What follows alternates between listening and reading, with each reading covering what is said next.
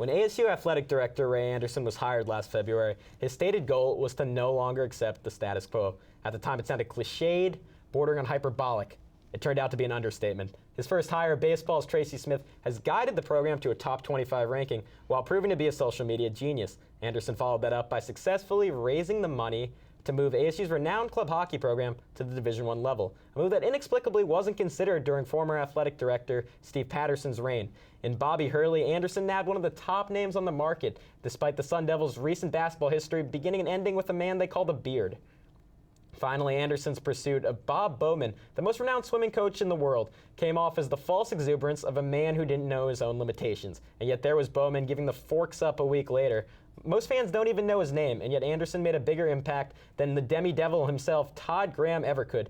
The phrase, the real MVP, has never been more applicable. Not necessarily going to change what Coach Sendig is doing. They're going to just intensify a lot of the directions he's been going. For example, earlier in Coach Sendig's tenure, he had a tendency to play really slow. Last year, they were 55th in the country in possessions per game, and I think that's only going to go up. They have all these long, athletic guys, Jason. They're going to want to put more pressure on defense, maybe press a little bit more. Nothing in life is guaranteed, and because of that, I strive to maximize every second of every day. I've never understood the logic behind leaving your dessert for last. Why waste time with vegetables when you can get to that diabetes bomb of an ice cream sundae right now? On a similar train of thought, here's your Cronkite Sports Live top plays of the week. Let's start it off Territorial Cup. It's Jake Peavyhouse's world, and we're just living in it. Peavyhouse ending the game with a walk-off single. Shout out to Jake Peavyhouse. And let's roll number 2, that weird stick sport right here. Arizona State down by 1. That's a pocket pass. Zach Handy puts it away to tie up the game against San Diego State. But wait, still 15 seconds on the clock. Handy wins the faceoff, doing his best Marshawn Lynch impersonation. He doesn't care about defenders. He's fueled by Skittles. Taste the rainbow. Handy ties the game. Welcome in to Cronkite Sports Live. I'm Gavin Schall alongside Zach Pockleb, and we are not supposed to be here. Yeah, who knew all you had to do to anchor was break in the studio after hours, find a guy to do teleprompter for you, and get some people to set some shots? I certainly didn't. I don't know. Well, regardless of the time of day or the prison time we might face, the show must go on. Let's start off with the highlights. As far as the NBA guys go, which you didn't ask me about, but I'm going to throw in as a tidbit, Shaq McKissick, Jonathan Gilling, sorry guys, you're headed to Europe. All right, Zach, let's finish it up on your end. Arizona State lacrosse taking on Chapman in California. What do you make of that game? Heroes of the dorm. What to make of it? I mean, they went ham on the core. It was polarizing on Twitter.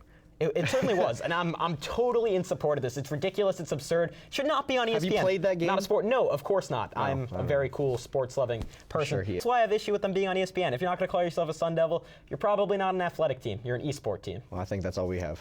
That's all we need. Much like the Arizona State hockey team going Division I, I think that may just be in our future, Zach. I hope so. Thanks for watching.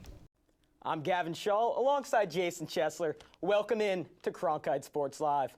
Brought to you by two boys with Northeastern ties who aren't here to bring you the weather. Look for Burke to ride an arsenal of low post moves, couple feathery jump hooks, and flat out hustle into another great performance. Amber Freeman doing Amber Freeman-like things, hitting the ball down the left field line. Jennifer Soria is home alone. Macaulay Culkin is nothing on you, Jennifer. So I decided to move on to a different social medium. Snapchat didn't really work out for me. Todd Graham just ended up sending me repeated pictures of freshman linebacker DJ Calhoun with hearts in his eyes. It was getting really weird. Herb Sendick hasn't even been on MySpace since 2005. Don't even get me started on LinkedIn. Taylor Kelly refuses to connect with me. I don't know why. I send him the politest possible messages again and again. Guys, Jason Chesler normally says it. This time I picked it. It's your Sun Devil Tweets of the Week. Oh my goodness. On the big boys table. Is that approved by our sponsors? I think so. Kick out? I think we're good. Give me a break, Gavin. All right. Hashtag Shaq is back indeed. With that one concise tweet from Coach Sendig, the ceiling of this ASU basketball team shot up a couple of stories. Shaquille McKissick was granted a 6th year of eligibility due to spending 2 years out of. I don't want any of my basketball players to have anything to do with Drake. If anyone saw that video of him at Kentucky's practice, airball. I don't want anyone listening to Drake. I don't want anyone tweeting Drake. I don't even want anyone LinkedIning Drake. Drake always supports champions. So if you're fans with, if you got, he also supports the Toronto Raptors. So I think. But Kyler said it himself. Kyler wins all of these, and Jake just agreed with a winner. So I have to go with Jake for the win. But having said all that, nobody can have this Kit Kat. We just spent this entire show getting angry with Whitney Follett for eating way too much sugar. I can't endorse more sugar for you guys. You guys are hyper enough as it is. So